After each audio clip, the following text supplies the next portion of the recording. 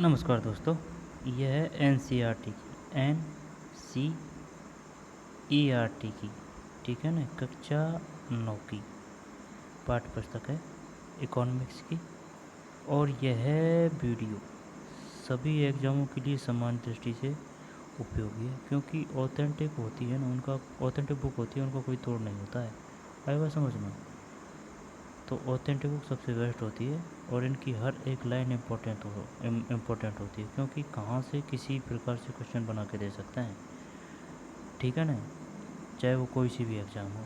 तो चलिए, लगता तो ऐसे है कि इनमें से क्या क्या क्वेश्चन बनेंगे, लेकिन इनमें बहुत गहरे गहरे और बहुत शानदार शानदार क्वेश्चन बन सकते हैं। अगर याद नहीं है तो मामला बोल हो जाएगा। तो चलिए शुरू करते हैं बिना टाइम गवाए।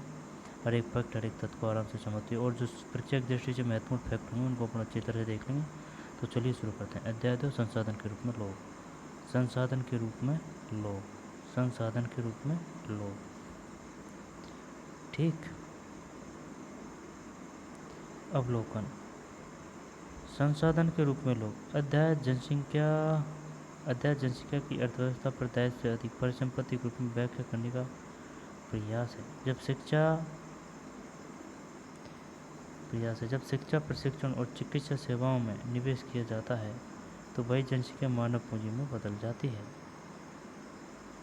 जब शिक्षा, प्रशिक्षण और चिकित्सा सेवाओं में निवेश किया जाता है तो वही जनसंख्या मानव पूंजी में बदल जाती है। वास्तव में मानव पूंजी कौशल और उनमें निहित उत्पादन के ज्ञान का स्टॉक है। परिचय। संसाधन के रूप में लोग वर्तमान उत्पादन कौशल और क्षमता के संदर्भ में किसी देश के कार्यरत लोगों का वर्णन करने का एक तरीका है। परिचय है। संसाधन के रूप में लोग वर्तमान उत्पादन कौशल और क्षमताओं के संदर्भ में किसी देश के कार्यरत लोगों का वर्णन करने का एक तरीका है। आई बात समझ में? संसाधन के रूप में लोग वर्तमान उत्पादन कौशल और क्षमताओं के संदर्भ में किसी देश के कार्यरत लोगों का वर्णन करने का एक तरीका है। उत्पादक पहलू की दृष्टि से जनसंख्या पर विचार करना सकल राष्ट्रीय उत्पादन के सृजन में उनके योगदान की क्षमता पर बल देता है। उत्पादक पहलू की दृष्टि से जनसंख्या पर विचार करना, यानी कि इनका मतलब यही है, काम वाले मनुष्यों का योगदान, वो बड़ा सिस्टम है। सकल राष्ट्रीय उत्पाद के सृजन में उनके योगदान की क्षमता पर बल देता है। सकल राष्ट्रीय उत्पाद, दोबारा देख लें। परिचय। संसाधन के रूप में लोग वर्तमान उत्पादन कौशल और क्षमताओं के संदर्भ में किसी देश के कार्यरत लोगों का वर्णन करने का एक तरीका है। उत्पादक पहलू की दृष्टि से जनसंख्या पर विचार करना सकल राष्ट्रीय उत्पाद के सृजन में उनके योगदान की क्षमता पर बल देता है। दूसरे संसाधनों की भांति ही जनसंख्या भी एक संसाधन है। क्या है? संसाधन। कौन? जनसंख्या एक मानव संसाधन, एक विशाल जनसंख्या का एक सकारात्मक पहलू है, जिसे प्राय उस वक्त अनदेखा कर दिया जाता है जब हम इसके नकारात्मक पहलू को देखते हैं, जैसे कि भोजन, शिक्षा और स्वास्थ्य सुविधाओं की जनसंख्या तक पहुँच से संबंधित समस्याओं पर विचार करते समय। जब इस विद्यमान मानव संसाधन को और अधिक शिक्षा तथा स्वास्थ्य द्वारा और विकसित किया जाता है, तब इसे मानव पूंजी निर्माण कहते हैं। अब यहाँ से क्वेश्चन कैसे आएगा? यहाँ से क्वेश्चन ये आएगा, कथन दे देगा वो, बताइए मानव पूंजी निर्माण से संबंधित कथन सही है या नहीं है। यहाँ पर कथन दे देगा, ये मानव पूंजी से संबंधित, कि बताइए निम्न में से कौन से कथन सही है। क्या सही है? यहाँ पर क्या सही है? यहाँ पर क्या की व्याख्या कर रहा है।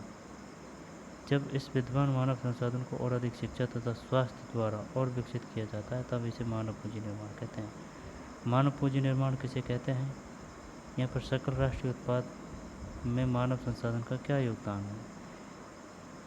यहाँ पर सकल राष्ट्रीय उत्पाद के उपलक्ष्य में संसाधन के रूप में लोग से संबंधित कौन से कथन सत्य हैं?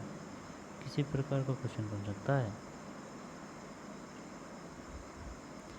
मानव पूंजी में निवेश शिक्षा, प्रशिक्षण और स्वास्थ्य सेवा के द्वारा भौतिक पूंजी की भांति प्रतिफल प्रदान करता है। अधिक शिक्षित या बेहतर प्रशिक्षित लोगों की उच्च उत्पादकता के कारण होने वाली अधिक आय और साथ ही अधिक स्वस्थ लोगों की उच्च उत्पादकता के रूप में इसे प्रत्यक्ष देखा जा सकता है।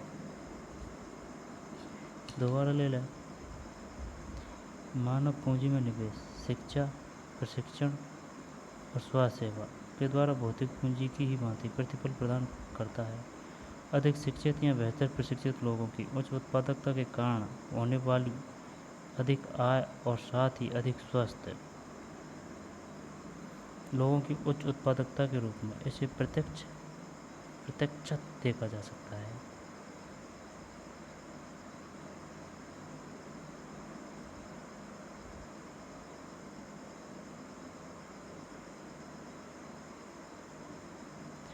बात तो सही है भाई, है ना। भारत की हरित क्रांति एक नाटकीय उदाहरण है कि किस प्रकार बेहतर उत्पादन प्रौद्योगिकी के रूप में अधिक ज्ञान रूपी आगत और दुर्लभ भूमि संसाधन की उत्पादकता में तीव्र वृद्धि ला सकता है। भारत में सूचना प्रौद्योगिकी में क्रांति एक आश्चर्यजनक उदाहरण है कि भौतिक मशीनरी तथा प्लांट की अपेक्षा मानव पूंजी के महत्व ने किस प्रकार उच्च स्थान प्राप्त कर लिया। योजना आयोग, भारत सरकार।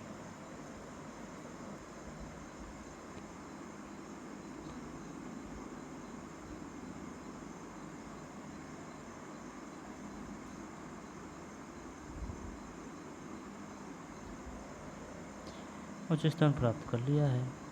योजना आयोग, दोबारा देख लो भाई योजना आयोग का कथन। भारत की हरित क्रांति एक नाटकीय उदाहरण है कि किस प्रकार बेहतर उत्पादन प्रौद्योगिकी के रूप में अधिक ज्ञान रूपी आगत दुर्लभ भूमि संसाधन की उत्पादकता में तीव्र वृद्धि ला सकता है। भारत में सूचना प्रौद्योगिकी में क्रांति एक आश्चर्यजनक उदाहरण है कि भौतिक मशीनरी तथा प्लांट की अपेक्षा मानव पूंजी के महत्व ने किस प्रकार उच्च स्थान प्राप्त कर लिया है। जब यहाँ से एक तो क्वेश्चन ये आएगा, मानव पूंजी बताइए निम्न में से कौन से कथन मानव पूंजी से संबंधित है। सकल राष्ट्रीय उत्पाद और मानव पूंजी निर्माण।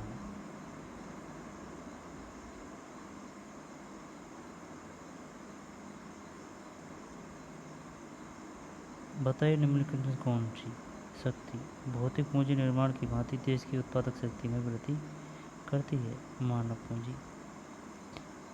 अब है मानव संसाधन क्या है, क्या यह भूमि अथवा श्रम के समान है।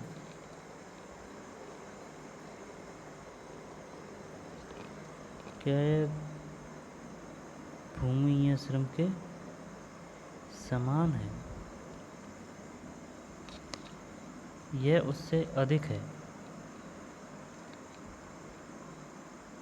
ठीक, ये बोल रहा है। क्वेश्चन बालिका का है, उत्तर बालक दे रहा है, यह उससे अधिक है। मानव पूंजी क्या है, क्या यह रुपया, पैसा अथवा डॉलर के समान है, यह उससे अधिक है। ठीक, यदि यही मानव पूंजी है,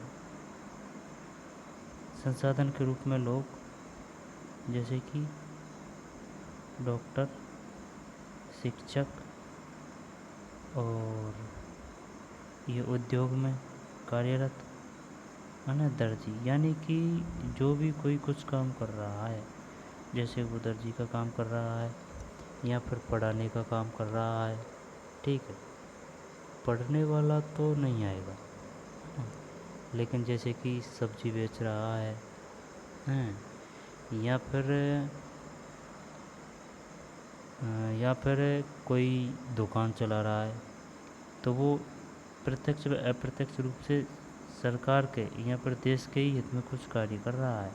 उसके साथ में वो अपना भी कार्य कर रहा है और अपने ही फायदे और अपनी ही फायदे की वजह से वो कार्य लगन से काम करता है, तो इसमें देश का भी फायदा है। ठीक है, तो वह मानव पूंजी है।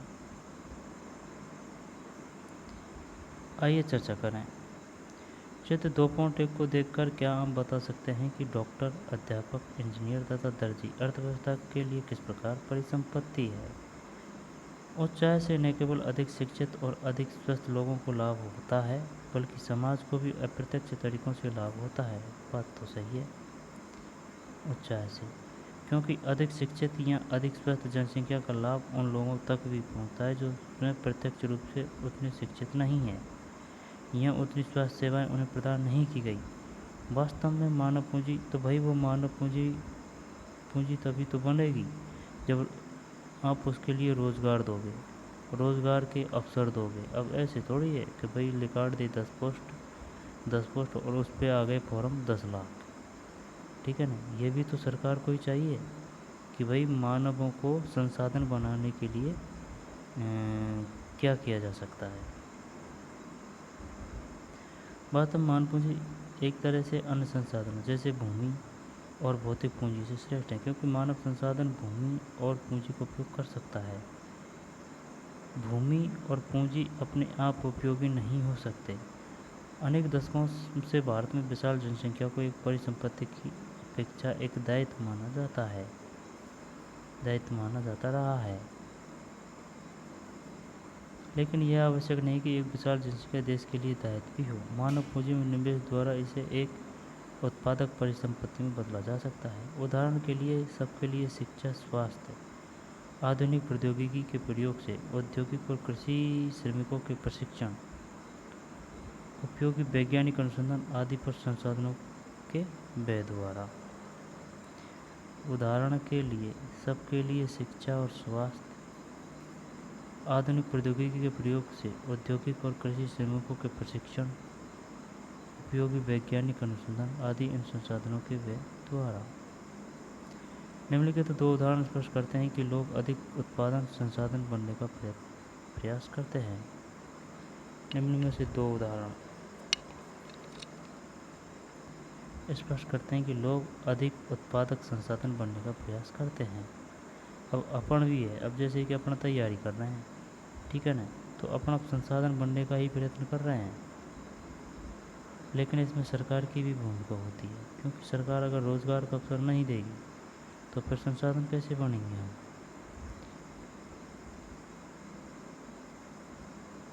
प्रयास करते हैं।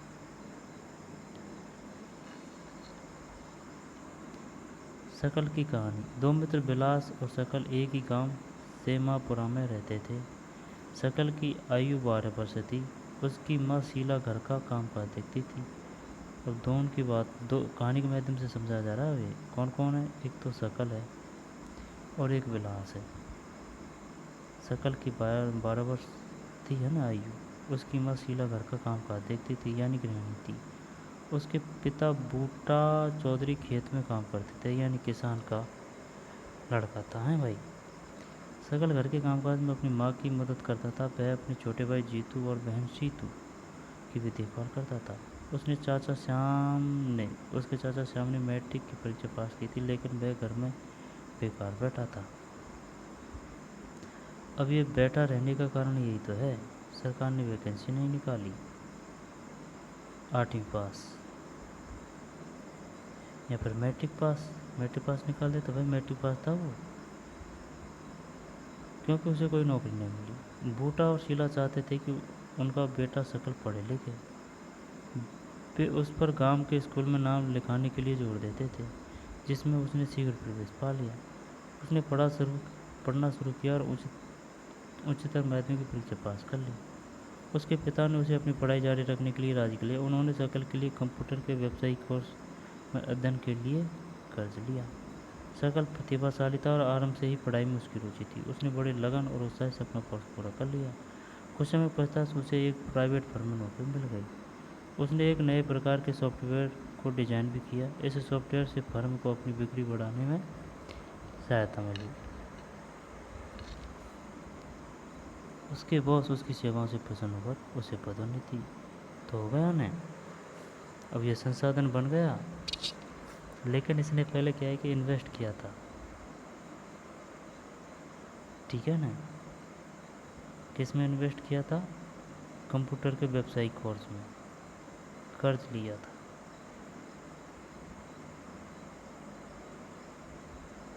किसकी बात पढ़ रहे हैं अपन,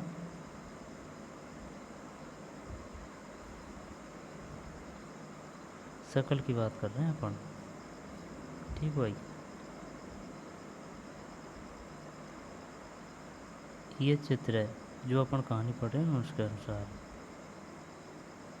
शकल की कहानी होगी। जो शकल की कहानी ये है, ये शकल है भाई। ठीक है ना। कंप्यूटर कोर्स ले लिया और कंपनी में लग गया, कंपनी ने उसको पदोन्नति दे दी। अब ये विलास है, ये इधर वाला फेंटा वाला है ना भाई, विलास की कहानी। विलास 11 वर्ष का एक लड़का था और वह शकल के ही गांव में रहता था, यानी कि 1 साल छोटा था ये शकल से। विलास के पिता महेश एक मछुआरे थे। वो तो किसान का बेटा था शकल, अब ये मछुआरा का बेटा है। विलास जब केवल 2 वर्ष का था तो उसके पिता की मृत्यु हो गई थी। उसकी माँ गीता ने मछलियाँ बेचकर अपने परिवार को पाला पोसा। वह जमींदार के तालाब से मछलियाँ खरीदती और निकट की मंडी में बेचती थी। वह मछलियाँ बेचकर एक दिन में केवल 150 रुपये कमा पाती थी। विलास गठिया का रोगी बन गया। उसकी माँ के पास इतने पैसे नहीं थे कि वह उसे किसी डॉक्टर को दिखा पाती। वह स्कूल भी नहीं जा सका, उसकी पढ़ने में रुचि नहीं थी। अब ये सब में भाई भगवान की भी मेहरबानी होती है, क्योंकि और सब होता, लेकिन ये जो विकास है ना, ये जो गठिया का रोगी नहीं होता तो वह कुछ अपना धंधा कर लेता तो उससे अपना घर का जीवन यापन हो जाता, गुजरा पानी हो जाता, ठीक है ना। और जो जो धंधा होता, धंधे में प्रोग्रेस होती विकास की, क्यों ही उसका घर का खर्चा चलता और वो भी अच्छी दौड़ में यानी अच्छे संसाधन बन जाते। लेकिन यह मामला उल्टा हो गया, ठीक है ना। गठिया का रोगी बन गया, इनकम है नहीं है, अब पैसा कौन लगाए। पिताजी की जो मृत्यु हो गई, माता जी जो वैसे ही मच्छी बेच बेच के दिन के 150 रुपये कमा रही है। अब उस घर में अगर कोई बीमार हो गया तो किल्लत तो आएगी ना। किल्लत क्या, जान से हाथ धोना पड़ जाता है। गरीबी इतनी हरामी चीज़ होती है और कोई 50 रुपये तक नहीं देता है, आई समझ में। और अगर किसी को आसार नहीं है ना कि भाई पैसे आएंगे, कि पैसे नहीं आ सकते अपने, तो कोई 1000-500 रुपया नहीं दे सकता कर्जा का। अगर कोई देगा तो तब देगा जैसे कि उसको 50,000 चाहिए, तो कि भाई तेरा ये जो ज़मीन वगैरह है तो इसको मेरे तू गहने रख दे, आई समझ में। क्योंकि वैसे तो कोई जरिया नहीं है कि भाई आ सकते हैं रुपया, तो ऐसे रखते हैं। लेकिन अब जनता शिक्षित भी हो चुकी है, समझदार भी हो चुकी है। अब कोई ज़मीन को नहीं रखती, आएगा समझ में, क्योंकि कोई लेता भी नहीं है। क्योंकि किसी ने अगर कंप्लेन कर दी तो ये गैर कानूनी है, उस उल्टा वो धरा जाएगा। उसके पास इतने पैसे नहीं थे कि वह उसे किसी डॉक्टर को दिखा पाती। वह स्कूल भी नहीं जा सका, उसकी पढ़ने में रुचि नहीं थी। वह खाना बनाने में अपनी माँ की मदद करता तथा अपने छोटे भाई मोहन की भी देखभाल करता। कुछ समय पश्चात उसकी माँ बीमार पड़ गई। अब कमाई का जरिया ये बताया जा रहा है कि भाई कैसे गरीब मरते हैं, तथा उनकी देखभाल करने वाला कोई नहीं था। परिवार उनकी सहायता करने वाला भी कोई नहीं था। बिलास भी उसी गांव में मछली बेचने के लिए बाध्य हुआ और अपनी माँ की तरह वह भी कम ही कमा पाता था। ये बात है भाई, नसीब भी कुछ चीज़ होती है।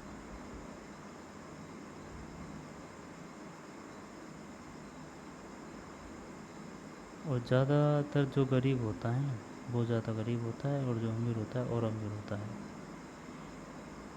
क्योंकि भाई जिसके पास पैसा है तो वह अगर बीमार है तो वो अच्छे डॉक्टर को दिखाएगा तो उसका स्वास्थ्य सही रहेगा। स्वास्थ्य सही रहेगा तो वह अपना धंधा पानी कार्य करेगा, बिजनेस करेगा, तो उसको बहुत प्रोग्रेस करेगा। वही बड़ी बात है। क्या दोनों मित्रों के बीच आप कोई अंतर पाते हैं? वे कौन से अंतर हैं? क्रियाकलाप। पास के किसी गांव या झुग्गी इलाके में जाएं और अपनी उम्र के किसी लड़के या लड़की का अध्ययन करें जो विकास या शकल जैसी परिस्थिति का सामना कर रहा हो।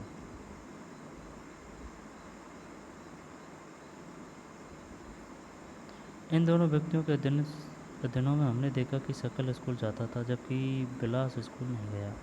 शकल शारीरिक रूप से हष्ट-पुष्ट और स्वस्थ था। उसे बार बार डॉक्टर के पास जाने की आवश्यकता नहीं पड़ती थी। विलास गठिया का रोगी था, उसके यहाँ डॉक्टर के पास जाने के साधन नहीं थे। शकल ने कंप्यूटर में डिग्री प्राप्त की थी। शकल को एक प्राइवेट फर्म में नौकरी मिल गई। विलास वही काम करता रहा जो उसकी माँ करती थी। अपनी माँ की तरह परिवार का पालन पोषण पोषने के लिए उसकी आय बहुत कम थी। शकल के मामले में कई वर्षों की शिक्षा ने उसके श्रम की गुणवत्ता बढ़ाई। इससे उसकी कुल उत्पादकता में वृद्धि हुई और कुल उत्पादकता देश की समृद्धि में योगदान देती है। पता है निम्न में कौन सा कथन चाहिए? कुल उत्पादकता देश की समृद्धि में योगदान देती है या नहीं देती है? कुल उत्पादकता देश की समृद्धि में योगदान देती है। इसके बदले में व्यक्ति को वेतन के रूप में या फिर उसके पसंद के किसी दूसरे रूप में प्रतिफल मिलता है। विलास को उसके जीवन के आरंभिक भाग में कोई शिक्षा या स्वास्थ्य सेवा नहीं मिल सकी। विलास को उसके जीवन के आरंभिक भाग में कोई शिक्षा या स्वास्थ्य सेवा नहीं मिल सकी। वह अपनी माँ की भांति मछलियाँ बेचकर अपना जीवन यापन करता, इसलिए वह अपनी माँ की ही तरह अकुशल श्रमिक का वेतन पाता।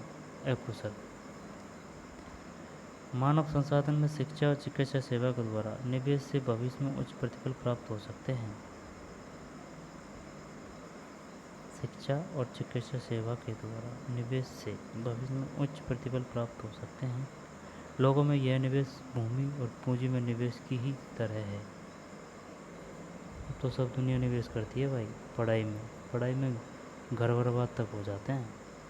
ठीक, एक बच्चा भी जिसकी शिक्षा और स्वास्थ्य पर निवेश किया गया है भविष्य में उच्च आय और समाज को बृहद योगदान के रूप में अधिक प्रतिफल दे सकता है। यह देखा जाता है कि शिक्षित माँ बाप अपने बच्चों की शिक्षा पर अधिक निवेश करते हैं। ऐसा इसलिए होता है क्योंकि उन्होंने स्वयं भी शिक्षा के महत्व को अनुभव किया होता है। वे उचित पोषण और स्वच्छता के प्रति भी सचेत होते हैं। इसी प्रकार वे अपने बच्चों की स्कूली शिक्षा और अच्छे स्वास्थ्य की आवश्यकताओं का भी ध्यान रखते हैं।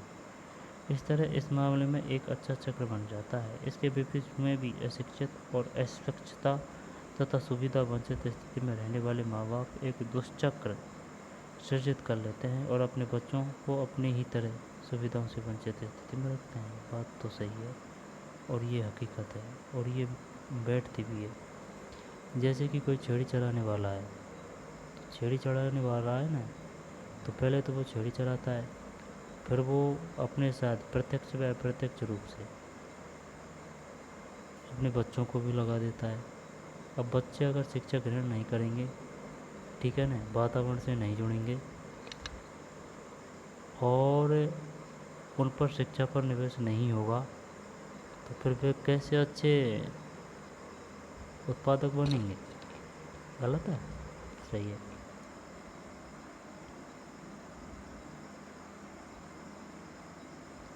इसके विपरीत में भी अशिक्षित और अस्वच्छता तथा सुविधा वंचित स्थिति में रहने वाले माँ बाप एक दुष्चक्र सृजित कर लेते हैं। अपने बच्चों को अपनी ही तरह सुविधाओं से वंचित स्थिति में रखते हैं।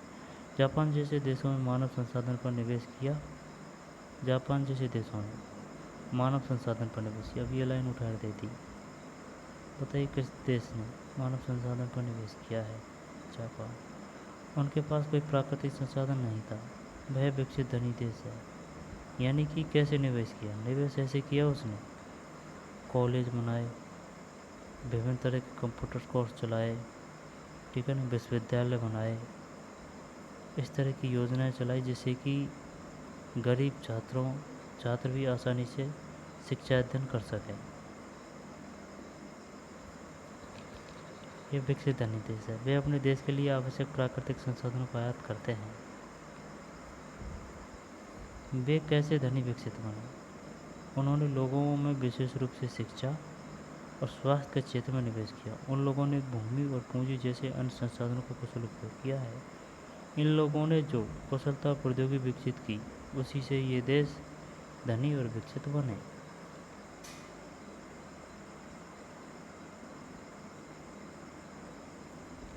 पुरुषों और महिलाओं के आर्थिक क्रियाकलाप।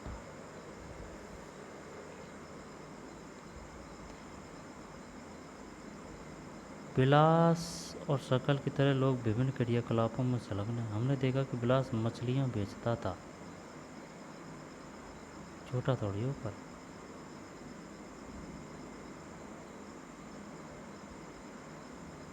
कुल उत्पादकता में देश की समृद्धि में योगदान देती है। देश की समृद्धि में योगदान क्या देती है? कुल उत्पादकता।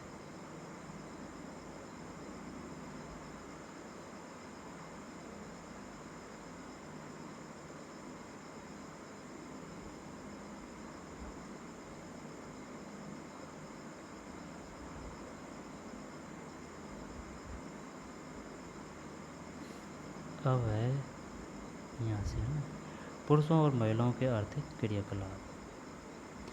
विलास और शकल की तरह लोग विभिन्न क्रियाकलापों में संलग्न हैं। हमने देखा कि विलास मछली बेचता था और शकल को एक फर्म में नौकरी मिल गई थी। विभिन्न क्रियाकलापों को 3 प्रमुख क्षेत्रकों, प्राथमिक क्वेश्चन आता है यहाँ से ध्यान से, प्राथमिक, द्वितीयक और तृतीयक वर्गीकृत में वर्गीकृत किया गया है। बताइए कितने क्षेत्रों में क्रियाकलापों को वर्गीकृत किया है? 3 क्षेत्रों में, प्राथमिक, द्वितीयक और तृतीयक। प्राथमिक क्षेत्र के अंतर्गत यहाँ से क्वेश्चन आता है कृषि, वानिकी। क्वेश्चन कैसे आ गया? ऐसे आएगा, बताइए निम्न में से कौन सा प्राथमिक क्षेत्र के अंतर्गत नहीं है? यहाँ पर है कृषि, वानिकी, पशुपालन, मत्स्य पालन, मुर्गी पालन और खनन एवं उत्खनन। खनन एवं उत्खनन ये कंफ्यूज कर सकते हैं, तो ये भी किस में है? प्राथमिक में। द्वितीयक क्षेत्र में विनिर्माण शामिल है, कोई दिक्कत नहीं। विनिर्माण किस में? द्वितीयक में।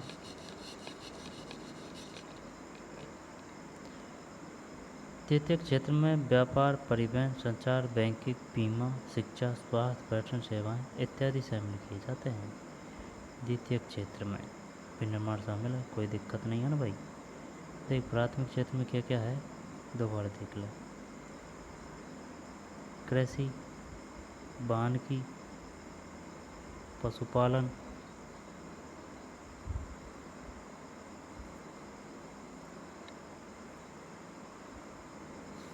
कृषि, वानिकी, पशुपालन, मत्स्य पालन, मुर्गी पालन, खनन एवं उत्खनन, ये प्राथमिक हो गया। द्वितीयक में है,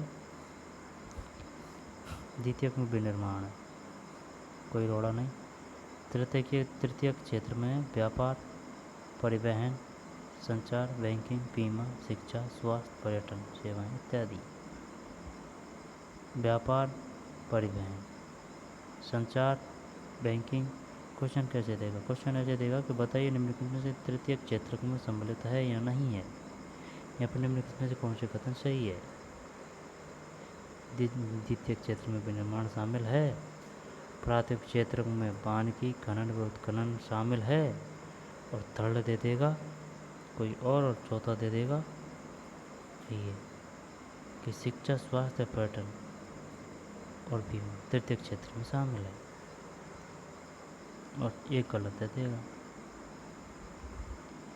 इस क्षेत्र में क्रियाकलाप के फलस्वरूप वस्तु और सेवाओं का उत्पादन होता है। ये क्रियाकलाप राष्ट्रीय आय में मूल्य वर्धन करते हैं। इस क्षेत्र में क्रियाकलापों के फलस्वरूप वस्तुओं और सेवाओं का उत्पादन होता है। ये क्रियाकलाप राष्ट्रीय आय में मूल्य वर्धन करते हैं।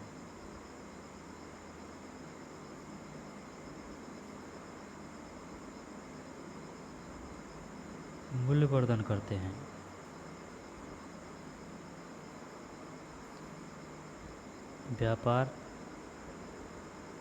व्यापार, परिवहन, संचार, बैंकिंग, बीमा, शिक्षा, स्वास्थ्य, पर्यटन सेवाएं इत्यादि शामिल किए जाते हैं। इस क्षेत्र में क्रियाकलाप के फलस्वरूप वस्तुओं और सेवाओं का उत्पादन होता है। ये क्रियाकलाप राष्ट्रीय आय में मूल्य वर्धन करते हैं। बताइए निम्नलिखित में से कौन राष्ट्रीय आय में मूल्य वर्धन करते हैं? प्रथम, द्वितीय और तृतीय व्यवसाय। ये क्रियाएं आर्थिक कहलाती है। आर्थिक क्रियाओं के 2 भाग होते हैं, बाजार क्रियाएं और गैर बाजार क्रियाएं। इम्पोर्टेंट है ये सब। बाजार क्रियाएं और गैर बाजार क्रियाएं क्या है? आर्थिक क्रियाएं। आर्थिक क्रियाएं कितनी? आर्थिक क्रियाओं कितने भाग हैं? 2 भाग हैं। बाजार क्रियाओं में वेतनीय लाभ के उद्देश्य से की गई क्रियाओं के लिए पारिश्रमिक का भुगतान किया जाता है। इनमें सरकारी सेवा सहित वस्तु या सेवाओं का उत्पादन शामिल है।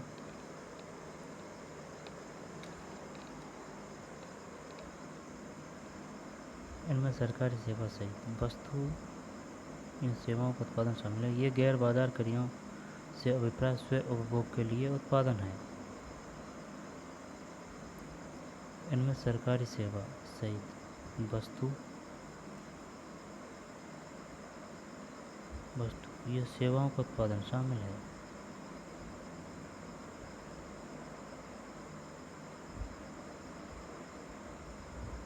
गैर बाजार क्रियाओं से अभिप्राय स्व उपभोग के लिए उत्पादन है। इनमें ये क्या आप इस क्षेत्र के आधार पर क्रियाकलापों को 3 क्षेत्रों में वर्गीकृत कर सकते हैं। तो देखिए ये तो होगा फर्स्ट प्राथमिक, और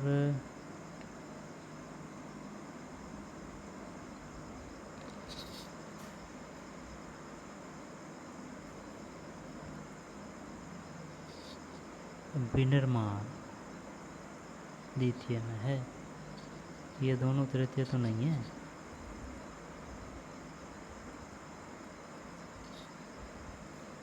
आगे चलते हैं ना। प्राथमिक उत्पादों का उपभोग और प्रसंस्करण तथा अचल संपत्तियों का स्वलेखा उत्पादन आता है। स्वलेखा उत्पादन आता है। क्रियाकलाप अपने निवास क्षेत्र के निकट स्थित किसी गांव अथवा कॉलोनी में, चाहे उस गांव अथवा कॉलोनी के लोगों द्वारा किए जाने वाले विभिन्न क्रियाकलापों को लिखें। अगर यह संभव नहीं है तो अपने पड़ोसी से पूछें कि उनका व्यवसाय क्या है। उनके नाम को आप 3 क्षेत्रों में किस क्षेत्र में रखेंगे। बताइए कि ये क्रियाकलाप आर्थिक क्रिया हैं या गैर आर्थिक। ठीक बताते हैं। बिलास गांव में बाजार में मछली बेचता है, आर्थिक है ना।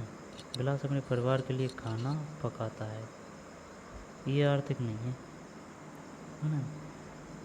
सकल एक प्राइवेट फर्म में काम करता है, आर्थिक। सकल अपने छोटे भाई बहन की देखभाल करता है, अनार्थिक। ऐतिहासिक और सांस्कृतिक कारणों से परिवार महिलाओं और पुरुषों के बीच श्रम का विभाजन होता है। आमतौर पर महिलाएं घर के कामकाज देखती है और पुरुष खेतों में काम करते हैं। ये सही है। ये सदियों से चला आ रहा है और अब चल रहा है और जाने कब तक चलता रहेगा। सकल की माँ शीला खाना पकाती है, बर्तन साफ करती है, कपड़े धोती है, घर की सफाई करती है और अपने बच्चों की देखभाल करती है। सकल के पिताजी बूटा खेतों में काम करते हैं, उसको बाजार में बेचते हैं और परिवार के लिए धन कमाते हैं। शीला परिवार के पालन पोषण के लिए जो सेवाएं अगला आ रहा है ना, जो सेवाएं प्रदान करती है, सकल की माँ है शीला ना, जो सेवाएं प्रदान करती है उसके लिए उसे कोई भुगतान नहीं किया जाता। जैसे कि घर का काम करने के लिए, वो जैसे कि अपनी माता जी है, अब वो जैसे घर का काम करती है तो उसके लिए कोई आर्थिक सहायता नहीं दी जा रही है, ठीक है ना। उसके लिए कोई भुगतान नहीं किया जाता। बूटा धन कमाता है जिसे वह परिवार के पालन पोषण पर खर्च करता है। बूटा जाता है भाई, फसल होती है उसको बाजार में बेचता है, उससे धन आता है, ठीक है ना। परिवार के लिए दी गई सेवाओं के बदले महिलाओं को भुगतान नहीं किया जाता। उनकी सेवाओं को राष्ट्रीय आय में नहीं जोड़ा जाता, ये गलत है, उल्टा जोड़ा जाना चाहिए। बिलास की माँ गीता मछली बेचकर आय कमाती थी। इस तरह महिलाओं को उनकी सेवाओं के लिए तब भुगतान किया जाता है जब वे श्रम बाजार में प्रवेश करती है, ठीक है ना।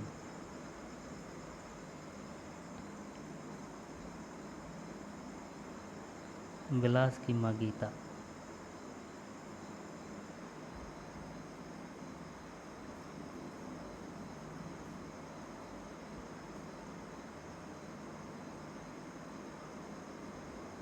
सकल की माँ शीला खाना पकाती है ना, सकल की माँ का नाम है शीला।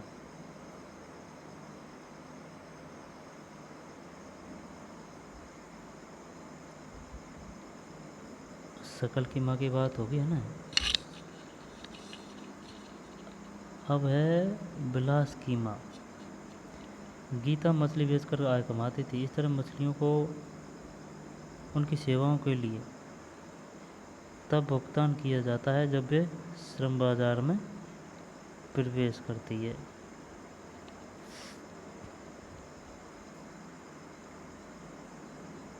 श्रम बाजार में प्रवेश करती है।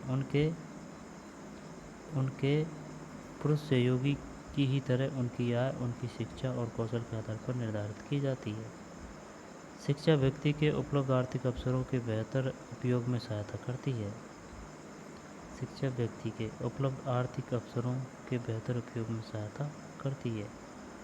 शिक्षा और कौशल बाजार में किसी व्यक्ति की आय के प्रमुख निर्धारक हैं। सही बात है भाई, शिक्षा और कौशल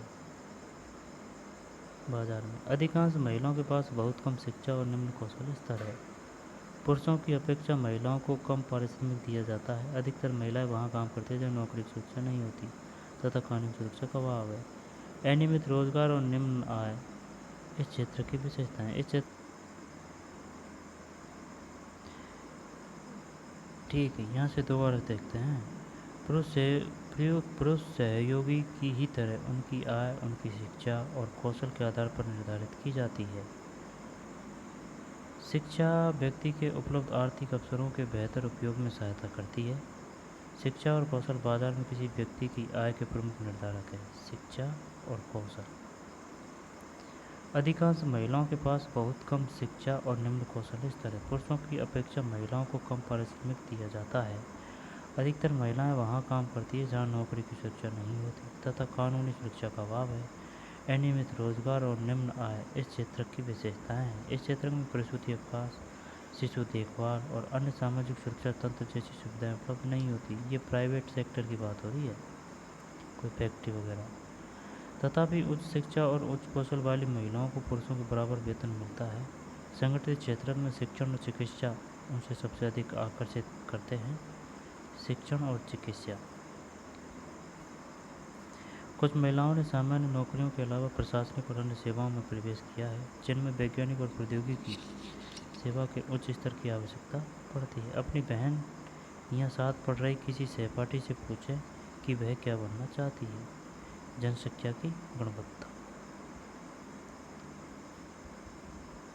और थोड़ी कुछ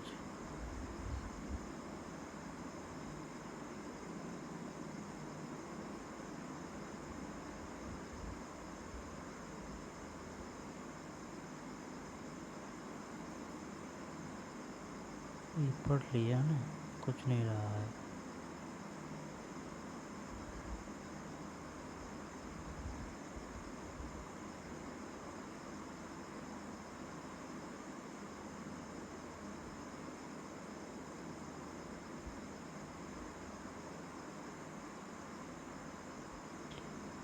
ठीक, काफ़ी क्वेश्चन बन जाएंगे इसमें से बढ़िया बड़े। जनसंख्या की गुणवत्ता। जनसंख्या की गुणवत्ता साक्षरता दर, जीवन प्रत्याशा से निरूपित व्यक्तियों के स्वास्थ्य और देश के लोगों द्वारा प्राप्त कौशल निर्माण पर निर्भर करती है। जनसंख्या की गुणवत्ता अतः देश की समृद्धि निर्धारित करती है। साक्षर और स्वस्थ जनसंख्या परिसंपत्तियाँ होती है। जनसंख्या की गुणवत्ता। जनसंख्या की गुणवत्ता साक्षरता दर, जीवन प्रत्याशा से निरूपित व्यक्तियों के स्वास्थ्य और देश के लोगों द्वारा प्राप्त कौशल निर्माण पर निर्भर करती है। जनसंख्या की गुणवत्ता अतः देश की समृद्धि दर निर्धारित करती है। साक्षर और स्वस्थ जनसंख्या परिसंपत्तियाँ होती है। जनसंख्या की गुणवत्ता। ठीक है, दोबारा देख। जनसंख्या की गुणवत्ता साक्षरता दर, जीवन प्रत्याशा से निरूपित व्यक्तियों के स्वास्थ्य और देश के लोगों द्वारा प्राप्त कौशल निर्माण पर निर्भर करती है। जनसंख्या की गुणवत्ता अतः देश की समृद्धि दर निर्धारित करती है। साक्षर और स्वस्थ जनसंख्या परिसंपत्तियाँ होती है। लेकिन यहाँ पे अलग अलग अवधारणाएँ, ऐसी धारणाएँ जैसे कि कोई राज्य है उसमें टीचर की जॉब निकाली, ठीक है ना, उसमें क्षेत्रीय 80,000 निकाली और उसमें जो छात्र है यहाँ पर जो तैयारी करने वाला है वो 4-5 घंटा ही पढ़ रहा है, ठीक, और उसका सिलेक्शन हो गया तो वह आ गया, ये साक्षरता की गुणवत्ता में आ गया। जबकि कोई राज्य है उसने 10,000 वैकेंसी निकाली, ठीक है ना, और वहाँ का स्टूडेंट 9-10 घंटा पढ़ रहा है दिन के, तब भी उसका सिलेक्शन नहीं हो पा रहा है। तो फिर भाई ये जो कुछ नंबरों से रह गए हैं, ये कुछ जो नंबरों से रह गए हैं ये किस में आएंगे? ये भी तो एक तरह से सफल है, इनके भी पास तो योग्यता है। तो इसमें सरकार का भी काफ़ी योगदान होता है। जनसंख्या की गुणवत्ता तथा देश की समृद्धि दर निर्धारित करते हैं। साक्षर और स्वस्थ जनसंख्या परिसंपत्ति होती है। शिक्षा अपने जीवन के आरंभ वर्षों की शकल की शिक्षा ने बाद के वर्षों में अच्छी नौकरी और अच्छे वेतन के रूप में उसे फल दिया। हमने देखा कि शकल के विकास के लिए शिक्षा एक महत्वपूर्ण आगत था। इसने उसके लिए नए क्षितिज खोले, नई आकांक्षाएं दी और जीवन के मूल्य विकसित किए। न केवल शकल के लिए बल्कि अब भाई ये कर तो वो विकास भी कर सकता था, लेकिन समस्या तो अभी आ गई ना, वह गठिया का रोग भी हो गया और फिर कुछ कर पाता। इससे पहले जो माता जी कुमारी थी वो भी होगी। अगर वो बीमार भी नहीं होता तो माता जी की आय और उसकी खुद की आय, तो फिर वो कुछ और बल्कि कुछ और धंधा पानी कर सकते थे। इसने उसके लिए नए क्षितिज खोले, नई आकांक्षाएं दी और जीवन के मूल्य विकसित किए। न केवल शकल के लिए बल्कि समाज के विकास में भी शिक्षा का योगदान है। यह राष्ट्रीय आय और सांस्कृतिक समृद्धि में वृद्धि करती है। प्रशासन की कार्य क्षमता बढ़ाती है। प्राथमिक शिक्षा में सार्वजनिक पहुंच, धारण और गुणवत्ता प्रदान करने का प्रावधान किया गया है। प्राथमिक शिक्षा में सार्वजनिक पहुंच,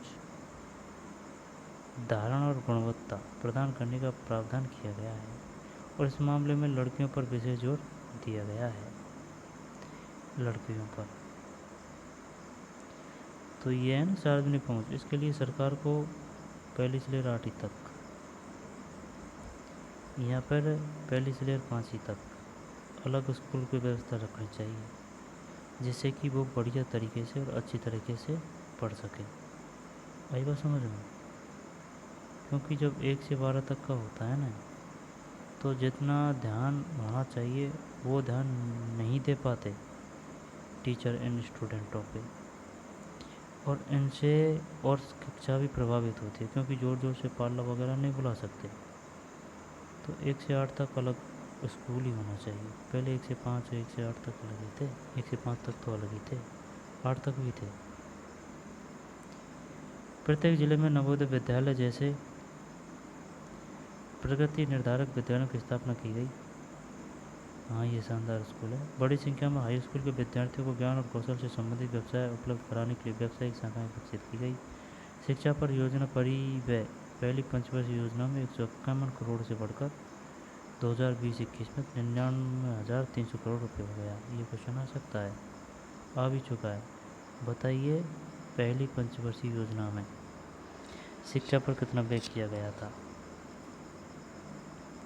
151, 152, 155, 172, 151 पहली पंचवर्षीय योजना में शिक्षा पर, और 20-21 में 99,300। बस ऐसे ही आएगा जो बुकों में है वही। अब ये तो पढ़ा है जैसे नहीं लग रहा है, लेकिन अगर क्वेश्चन आता ना तो मामला बोल हो जाता कि बताइए पहली पंचवर्षीय योजना में कितने करोड़ शिक्षा पर व्यय किए गए थे? 151 करोड़, और 151 को हो गया 99,300। सकल घरेलू उत्पाद के प्रतिशत के रूप में शिक्षा पर व्यय 1951-52 के 0.64% से बढ़कर सकल घरेलू उत्पाद के प्रतिशत के रूप में शिक्षा पर व्यय 51-52 के 0.64% से बढ़कर 2019 में 3.1% बजटीय अनुमान हो गया है। ये भी आ सकता है 0.64, 19-20 में 3.1।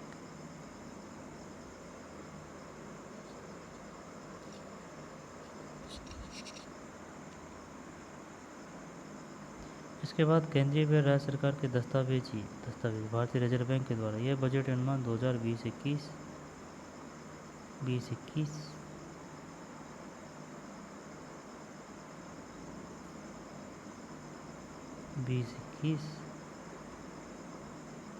किधर गया?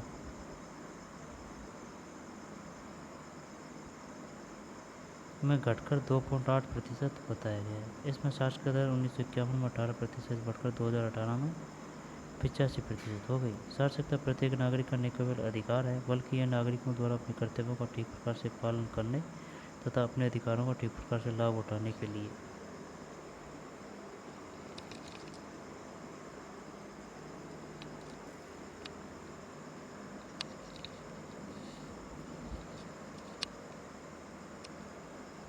दोबारा से लेते हैं, ये इम्पोर्टेंट है, यहाँ से क्वेश्चन आएगा 101%, है ना। कितना था 1951-52 में? 0.64% से बढ़कर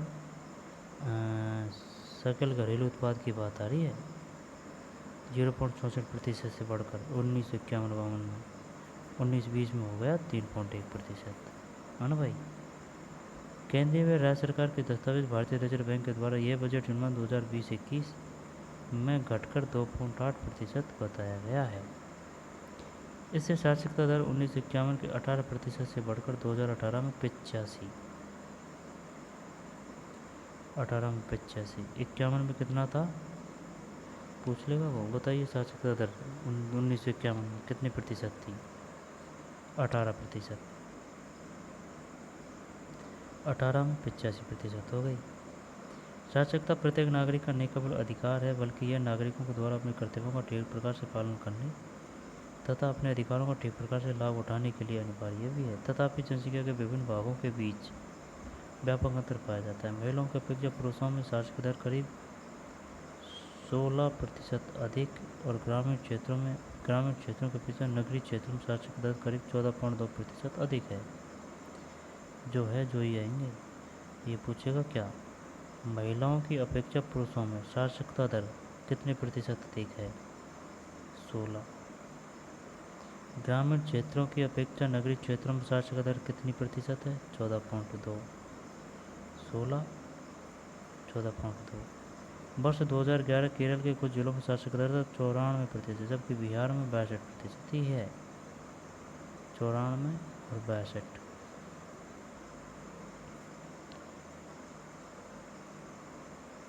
वर्ष 2019-20 प्राथमिक शिक्षा प्रणाली भारत के 7,78,842 लाख से भी अधिक गाँवों में फैली है।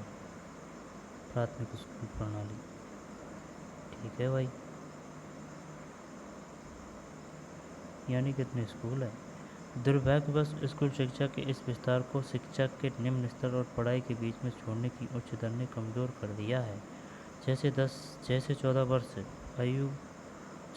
वर्ष आयु वर्ग के सभी स्कूली बच्चों को वर्ष 2010 तक प्राथमिक शिक्षा प्रदान करने की दिशा में सर्व शिक्षा अभियान एक महत्वपूर्ण कदम है। 2010 सर्व शिक्षा, ये क्वेश्चन आ चुका है। सर्व शिक्षा अभियान की शुरुआत की गई थी 2010 में। राज्यों, स्थानीय सरकारों प्राथमिक शिक्षा सार्वभौमिक लक्ष्य को प्राप्त करने के लिए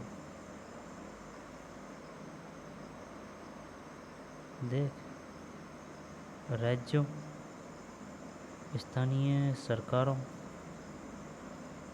और प्राथमिक शिक्षा सार्वभौमिक लक्ष्य को प्राप्त करने के लिए समुदाय की सहभागिता के साथ केंद्र सरकार की यह एक समन्वित पहल है।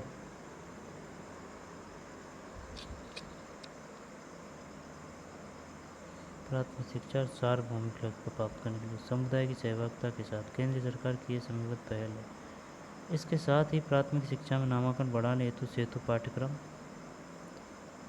स्कूल लौटो से प्रारंभ किए गए। सेतु पाठ्यक्रम स्कूल लौटो से प्रारंभ किए। कक्षा में बच्चों की उपस्थिति को बढ़ावा देने, बच्चों के धारण और उनकी पोषण स्थिति में सुधार करने के लिए दोपहर के भोजन की योजना क्रियान्वित की जा रही है। इन नीतियों से भारत में शिक्षित लोगों की संख्या में वृद्धि हो सकती है। 12वीं योजना में उच्च शिक्षा में 18 से 23 वर्ष आयु वर्ग के नामांकन में 27% तक की वृद्धि 2018 में रही। 12वीं योजना में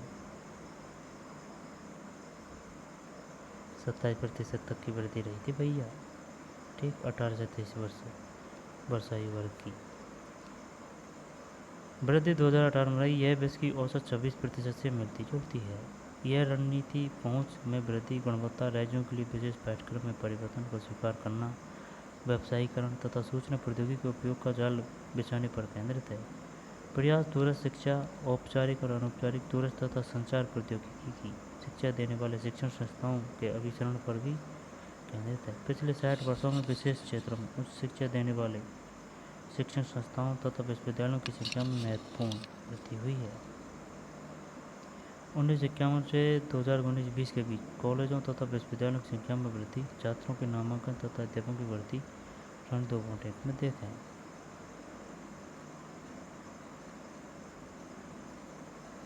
ये है भाई, इसमें से क्वेश्चन तो नहीं आएगा है।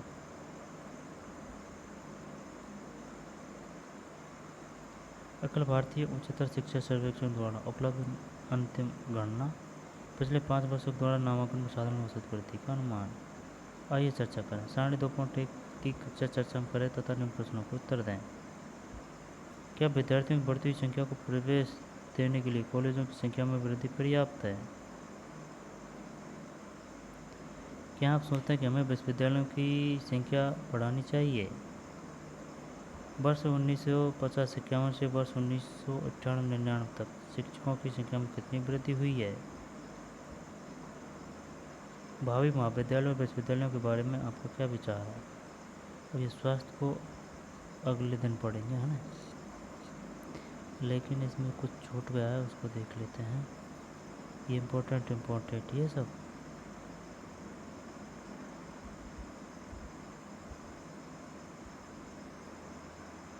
बारहवीं योजना उच्च शिक्षा में कितने प्रतिशत वृद्धि दर देखी गई? 27, जो विश्व की औसतन प्रतिशत से मिलती जुलती हो। विश्व का औसत प्रतिशत कितना है? 26, यानी कि उससे ज़्यादा है 1%। दोपहर का भोजन, स्कूल लौटो सेवा, सेतु पाठ्यक्रम, प्राथमिक शिक्षा, सार्वभौमिक लक्ष्य, सर्व शिक्षा अभियान किससे संबंधित है ना भाई? और 6 से 14 वर्ष आयु वर्ग के लिए सभी स्कूली बच्चों को वर्ष 2010 तक प्राथमिक शिक्षा प्रदान करने की दिशा में।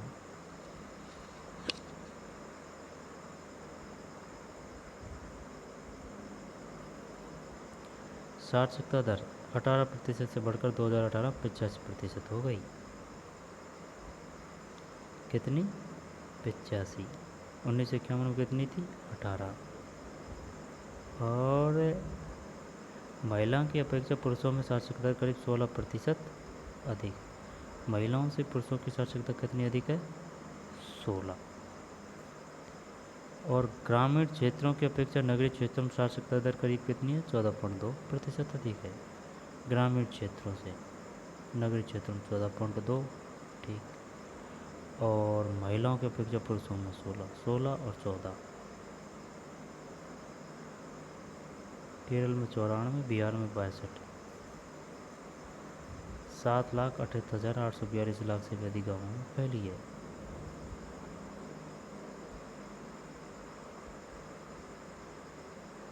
ठीक। आरेख 2.1 का अध्ययन करें, निम्नलिखित प्रश्नों का उत्तर दें। क्या 1951 में जनसंख्या की साक्षरता दर बढ़ी है? किस वर्ष भारत में साक्षरता दर सर्वाधिक रही? भारत में पुरुषों की साक्षरता दर अधिक क्यों है? पुरुषों की ड्रॉप आउट नहीं होते भाई, ये लगातार पढ़ते रहते हैं और इनको पढ़ाते रहते हैं ना विवाह के, इस वजह से। पुरुषों की अपेक्षा महिलाएं कम शिक्षित क्यों है? घर गृहस्थी का काम करवाने लगवा देते हैं 9वीं 10वीं के बाद में, छुड़ा लेते हैं स्कूल कि भाई दूसरा घर जाना है वगैरह वगैरह। जो पढ़ना और जो पढ़ने में रुचि है और जो पढ़ती है, या फिर सबसे ज़्यादा इसमें अहम रोल होता है घर वालों का। घर वाले अगर शिक्षित है तो वो बालक व बालिकाओं को पढ़ाते ही हैं। आप भारत में लोगों की साक्षरता दर का परिकलन कैसे करेंगे? 2025 में भारत की साक्षरता दर का आपका पूर्वानुमान क्या है? 1951 व्यक्ति पुरुष और नीला ये हरा शायद महिला है।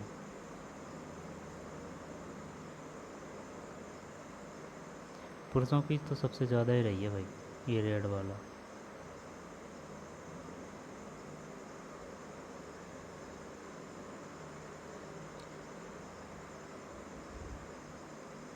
महिलाओं की घटी है यार 2011 से 17 के बीच में, है ना? 2011 और 17 घटी नहीं है, कुछ घटी है हाँ।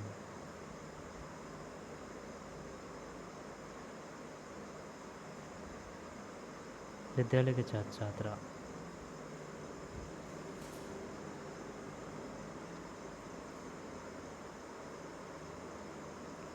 व्यक्ति एक सकारात्मक परिसंपत्ति, एक कीमती राष्ट्रीय संसाधन है जिसे बड़ी सहजता से गतिशील और सावधानी पूर्वक सजोने पोषित करने तथा विकसित करने की आवश्यकता है। प्रत्येक व्यक्ति का विकास समस्याओं और आवश्यकताओं की एक भिन्न श्रृंखला है। एक जटिल और गतिशील विकास प्रक्रिया में शिक्षक की उत्प्रेरक भूमिका को बहुत सावधानी से तैयार करना चाहिए और बड़ी संवेदनशीलता के साथ क्रियान्वित करना चाहिए।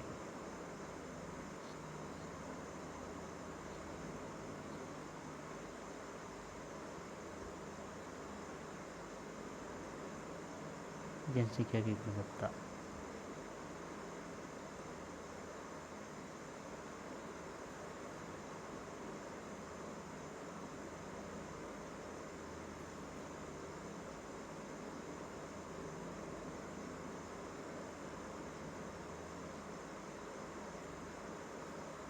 सत्ताईस प्रतिशत, 26%, 14.2, 16, 6 से 14, 2010 और 18 से 23 दोपहर के भोजन, स्कूल लोटो सुपर सेतु पाठ्यक्रम।